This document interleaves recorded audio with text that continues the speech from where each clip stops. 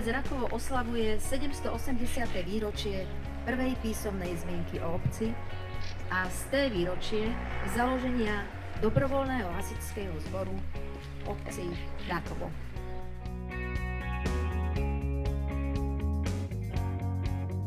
Nech nám táto plaketa pripomína 100 rokov od založenia dobrovoľného hasičského zboru. Tu dole spomenutí nás roky podporujú, pomáhajú nám a spolu s nami oslávili výročie.